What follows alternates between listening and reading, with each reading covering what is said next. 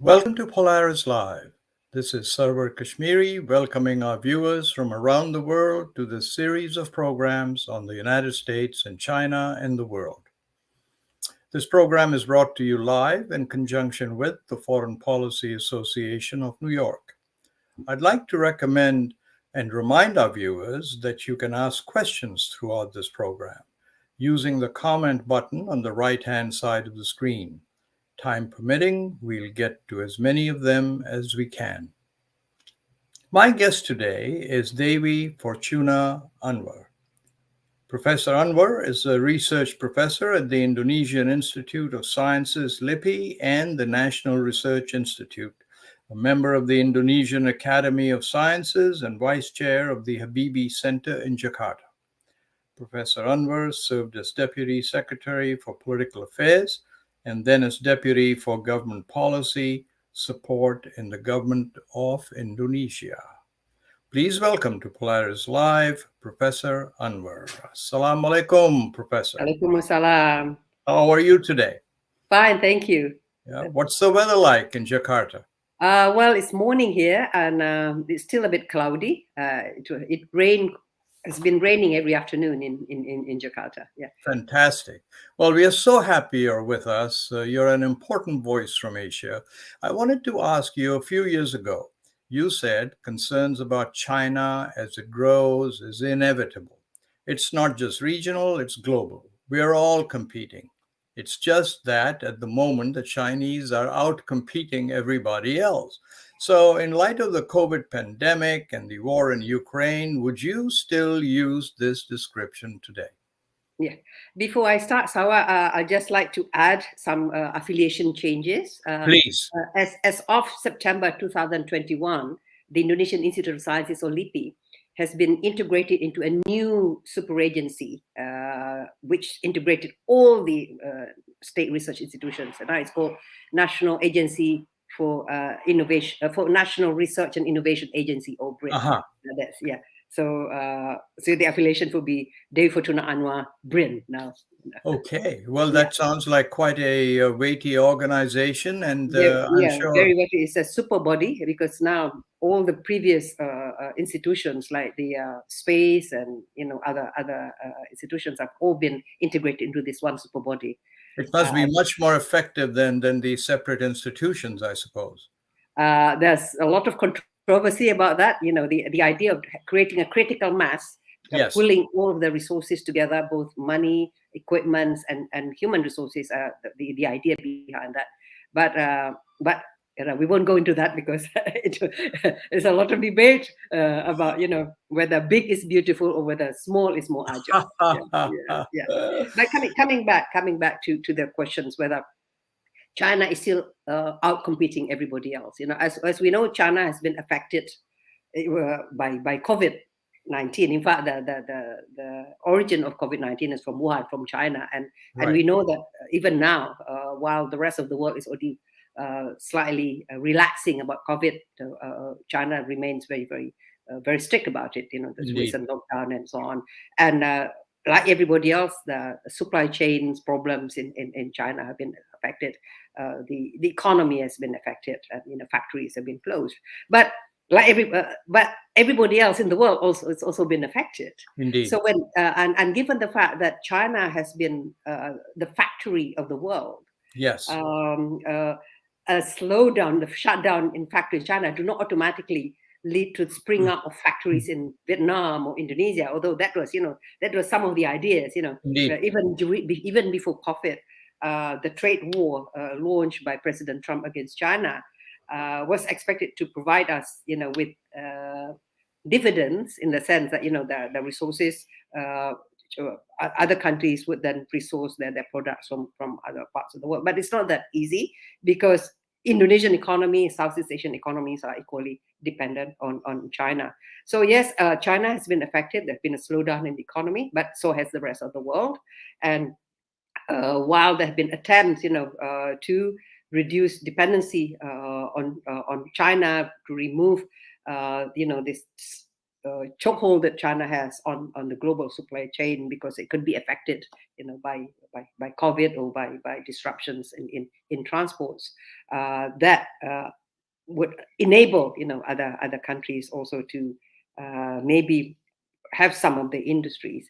They have not really been able, to compete with China. So in that sense, that China's pain is not necessarily the gains of the rest of the world. We are also equally in pain. So China is still, the most competitive compared to the rest of us, but at the same time, there is also greater willingness and also greater necessity now not to be too over dependent on China as a source for for manufactured products and so on.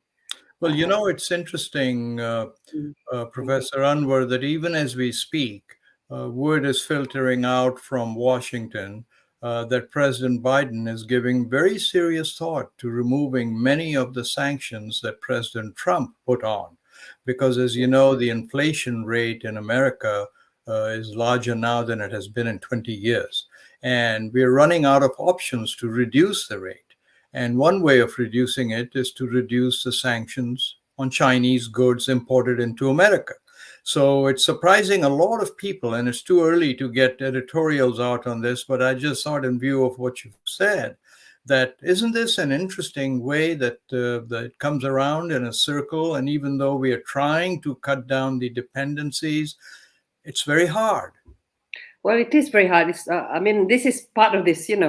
Professor Joseph Nye should be very happy about this. This is about complex. This is about complex interdependence, and that's why when people talk about a new Cold War with China, it's a different ball game completely.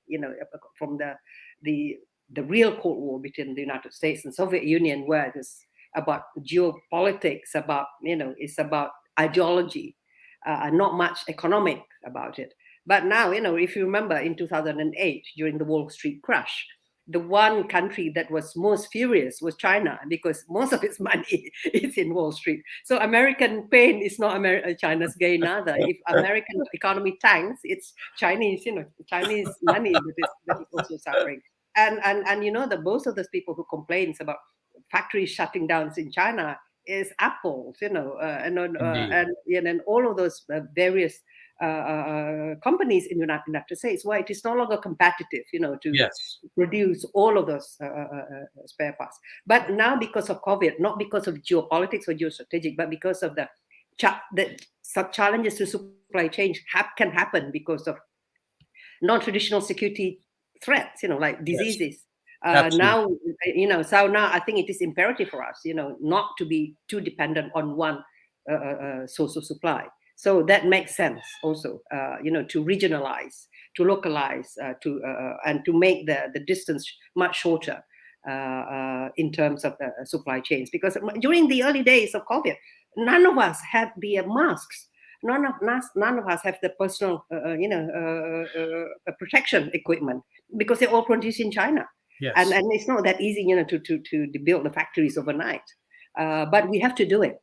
When it comes to important products like medicines, personal protection equipment, food stuff, and so on, energy also. I think that it needs to be. We need to go to decentralize again. So actually, America is suffering. The EU is suffering because of what's happening. So from what you've said, China too is suffering. Everybody is bleeding because of this. Everybody's bleeding because of it, and precisely because of this, China, while it wants to challenge, and even if it doesn't want to challenge, the incumbent power feels challenged.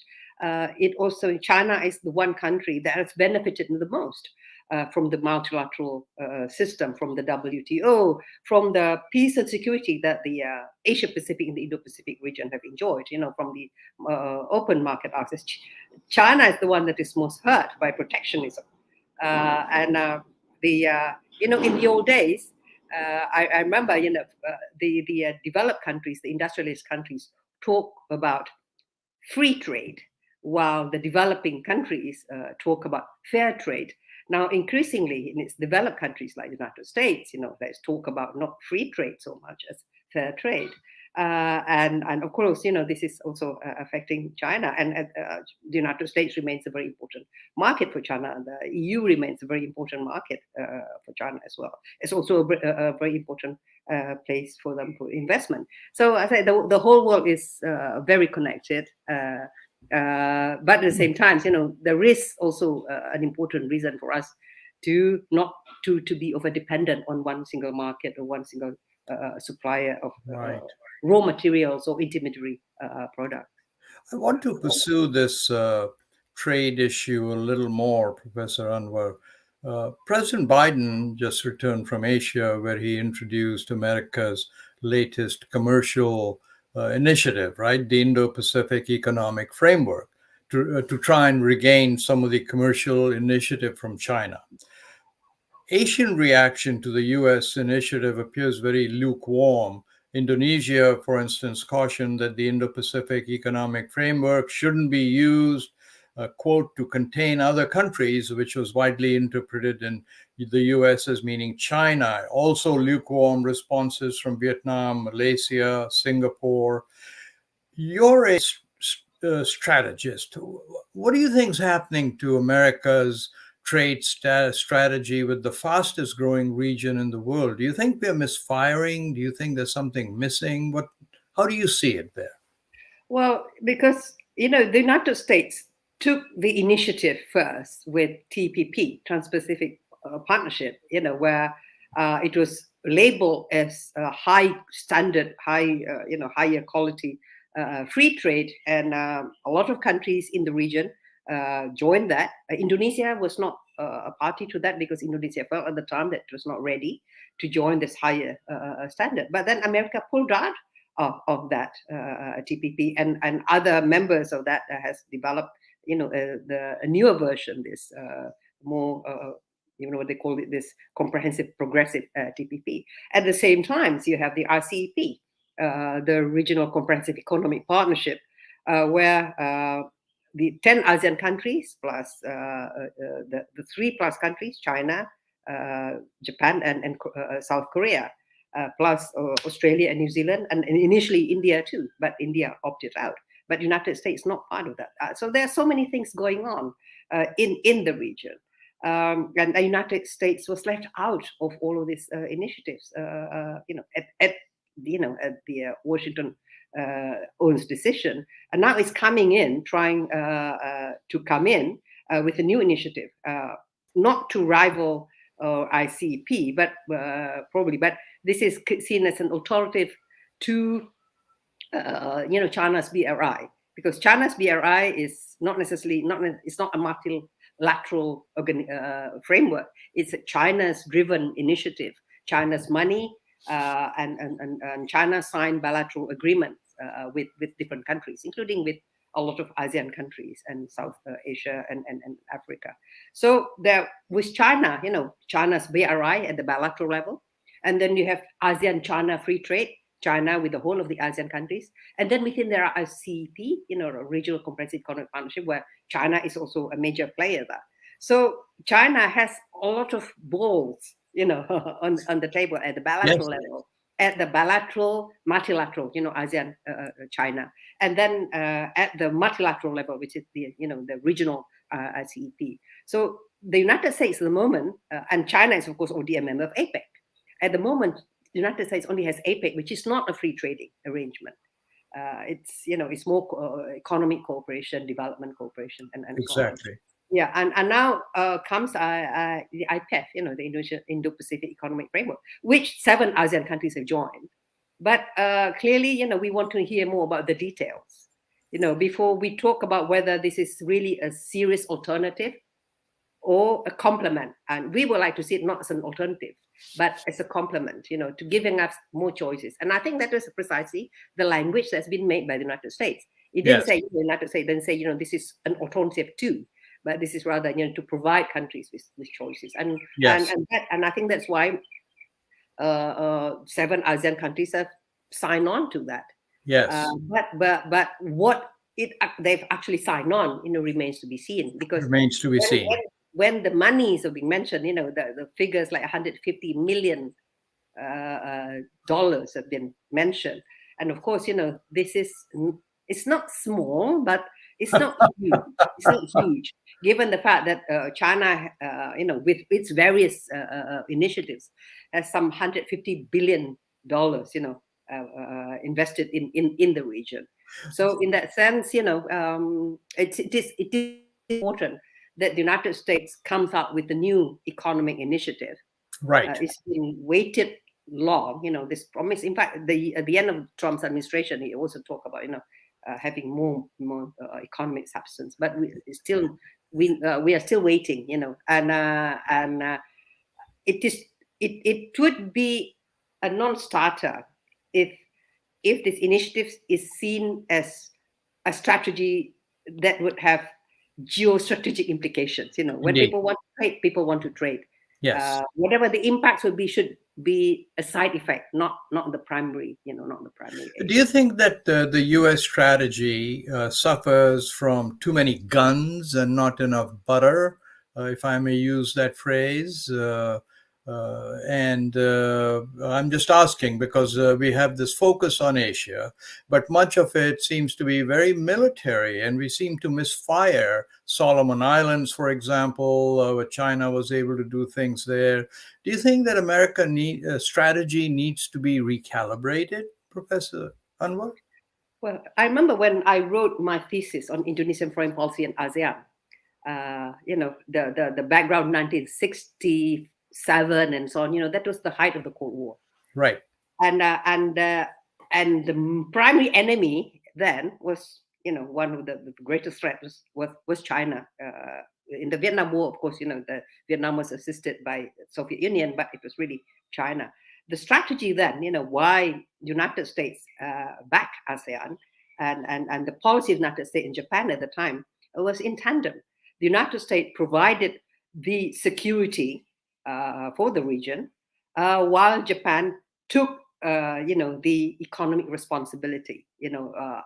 Japan funded a lot of the development activities in those ASEAN countries, and that was the logic. Then the United States provided the security, and Japan would provide the economic wherewithal. Although at the time the United States also provided a lot of economic aid, direct aid, and also opened its market to exports from Southeast Asia. At that time, that strategy worked. It was not to say that the United States did not provide sufficient economic support, because as I said, American market was very important at the time.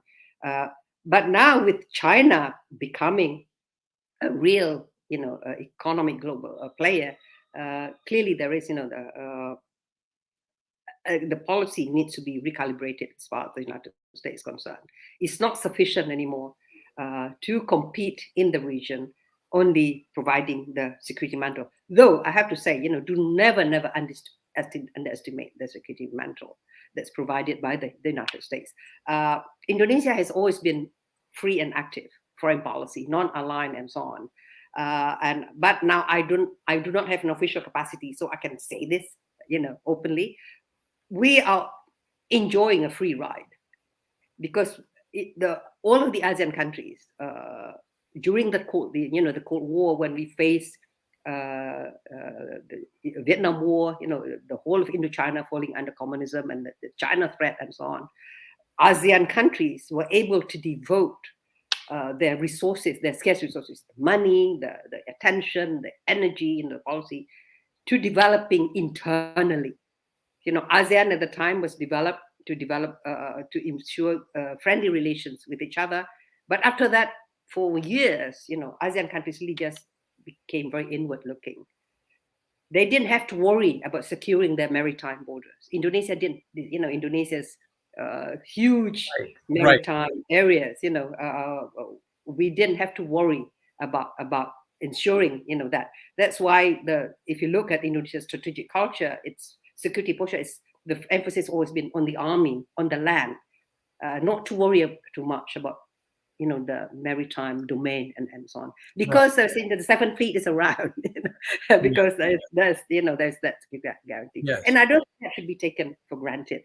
So but now, without reducing that, America needs to have an extra string to its bow, Yes. Because this is American success. Yes, I mean, what's happened is clearly because of America.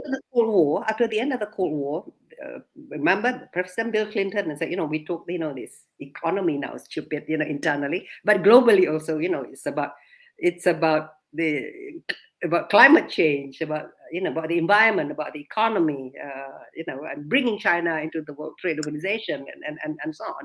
And now you have to compete, in that level. And for countries in the region, the way to the hearts of leaders in the region, it is very transactional in a way. It's through the economy, because the most important thing is that countries are not competing in how many guns and how many tanks that they have, but it's looking at how many skyscrapers do they have? Do they have MRT? Do they have highways? But let me interrupt you. That is a profound statement that you made, that countries are not looking at how many guns you had, because it's a whole different paradigm. But I would submit to you that is not the case when it comes to China in America. I was in Washington 3 weeks ago, and nobody there wants to give a potato chip to China. I mean, the feeling that China has stolen intellectual property, that China is out to, through BRI, militarize the world, that's what the establishment in Washington is thinking today. So I don't know how you factor it into it, but that's what exists here. So people aren't thinking, as I believe and you believe they ought to be thinking, which is it's a new century. People want standards of living, the economy in the world. So I just wanted to throw that out to see how you react to it. Well, I think my reaction would be that they visit Asia more, not just see it from Washington side, not just within the Beltway. I think it behoves that more visits to the region, to Southeast Asia. Do not see only Southeast Asia as a function of China policy and with an on and off relationship with very few visits. I think getting to know the ground would be very important. Sure. American concerns about intellectual property rights, I think, it's genuine concerns, and the issue. China is not the only perpetrator, intellectual property thefts. But clearly, it's now because it's been very successful in its to move up into a different standard, because China is now already a global player, so it would be held to a higher accountability. During the early days, probably, nobody gives you proper intellectual property. You have probably to steal it. I'm sure Japan more or less did the same, and I don't know about how South Korea probably did the same to America. I don't know. I mean, I'm not an expert on this. Yeah. Exactly. Yeah, but for intellectual property, it's not something that just can easily obtainable. But clearly, once economies go up, they should be held to higher. Absolutely. And the same goes that China, as it becomes an important global player, it is expected that it cannot have its cake and eat it. You can't say in one hand, I'm a powerful country, therefore I can do what I like. But then at the same time, I'm a developing country. I can't really meet up all the standards yet. You're either one or the other now. A lot of developing countries can get away with a lot of things, because we are still at the process of catch up. But if China wants to be respected as a global leader, then it needs to act also, as a pallbearer also of norms and standards and so on. But the same goes with the United States. Yes. Hypocrisy, double standards. It's been charged against the United States. Unilateralism, intervening in other people's countries, removing other leaders of sovereign countries, and sending troops to a sovereign country and that kind of things.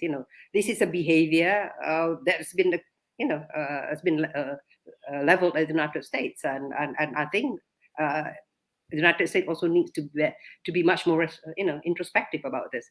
The reality is that we are now into I like to quote my friends Amitabh says, it's not, we do not want to see a G2 dominating the world structure. Right. We saw unipolarity under George W. Bush. was a total disaster, led the United States into arrogance and to a war in Iraq, and America was, not very popular. It's the perceptions about United States in the rest of the world, including in Indonesia, dipped down from 73% approval to just about around 30% after the invasion of Iraq. Yes. Then it worked out very slowly under Obama, and so on. It went down again under Trump, and now it's just beginning to go up again and under Biden. So when we are talking, about criticizing China and so on, I think the United States also need to show that it is also not fallible. Understand, but let me. I'm going to just tangent a bit and ask you. Indonesia, has been a very, very strong, not just a founding member, but supporter of ASEAN. And now we have this thing called the Quad, right, which is an American-led grouping of the U.S., India, Japan, and Australia. Does Indonesia feel a little left out that it wasn't asked to be part of it? Do you think the Quad will in any way affect ASEAN in Asia? What is your thinking? Well, there are two schools of thought there. Some school of thought is that the ASEAN talk shop is becoming irrelevant. So that's why you now have this real initiatives that are much more robust, like the Quad. It's more security oriented. Right. It's clear in its policy, trying to contain China, though it's not very explicit. The Quad never said that it wants it's an initiative to contain China, not openly, but really to stand up to China, and then there's focus. But there's another school of thought, and I happen to be of that part. We live in a parallel universe of both a realist perspective and a constructivist perspective. The realist perspective says, the conflicts do happen. There are flashpoints and military expenditures. There's never been a post-Cold War dividend in the Asia-Pacific region or Indo-Pacific region.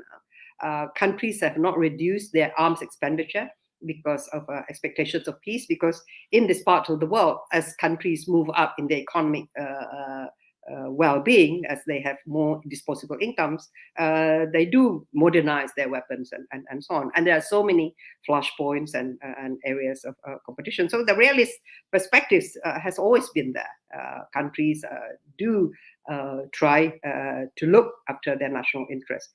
Indonesia is a non-aligned country, so it has never entered into any military alignments. But a lot of members of ASEAN are not non-aligned. They do engage in bilateral or multilateral security pacts with external power. So there's nothing strange within ASEAN. But ASEAN is a liberal or constructivist model where the emphasis is on dialogues, on confidence-building measures, on preventive diplomacy, on resolving conflicts through peaceful means. It's about setting up norms and code of conducts, and more inclusive. So while institutions like the Quad, AUKUS, in the old days, ANZUS, or the five powers different arrangements between Australia, the UK, New Zealand, and two members of ASEAN, Singapore and Malaysia, that's more collective security. ASEAN's regional mechanism is about cooperative security, not security against, but security with. So working together. So in this parallel universe, there is a place for both the collective security, what Professor Kai He would say, exclusive institutional balancing, as well as for the more cooperative security or more inclusive institutional balancing, where everybody is included. And in fact, the more tension there is between various powers, not just between the United States and China, but also between Japan and China, between India and China, between Australia and China, there is also the needs of forum where everybody can sit down and can meet together, where China is represented. Right. So you're not necessarily seeing a conflict. I don't see it as a conflict. Yeah, if everybody is already happily engaged in brotherly love, you don't need to create ASEAN or ASEAN Regional Economic Zones, or in Europe, EU. you create that kind of forum precisely to provide a venue for discussions, for airing out differences, as well as for developing, functional linkages that will, create this cobweb of complex interdependence. Listen, The Quad, if you notice, in the beginning, the ASEAN countries did not make any mention of the Quad, but perceptions of Quad was rather negative because it was seen to be a security pact aimed at containing China. And now the Quad has expanded itself. It's tried to work also in areas which be of interest to the region, like in vaccine, energy issues and so on. And now perceptions of Quad is much more positive. So as I said again, the way to win the hearts of ASEAN countries are through functional cooperation. But we are running towards the end here. And I have one question I was saving for the end. And so let me ask you that if you got a few private minutes, I mean, I think like me, you believe that the 21st century, China and America have to work together. So many people's standards of living and so on depend on them working together. If you got a few private minutes with Presidents Biden and Xi Jinping, and you were able to just plant a whisper in their ears, right? Besides repeating President Clinton's, it's the economy, stupid. What would you tell them? What advice would you give both of them? Well, I think it would be a bit presumptuous, because of course, but I'm really not that knowledgeable about Chinese politics or about American politics. But the most important thing is that competition is inevitable.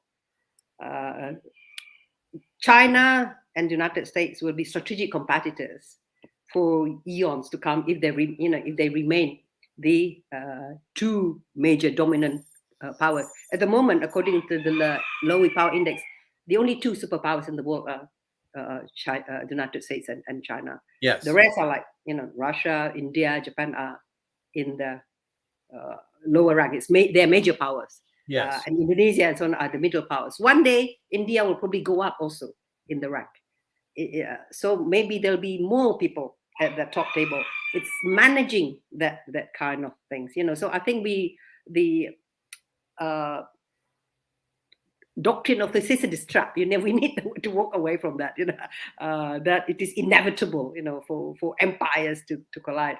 Clearly, we need to recreate our own narrative, in the 21st century, because we are all living in a very interdependent universe, not just in terms of politics, but also ecology, the economy and the environment and the resources that we need to manage. We are all living here.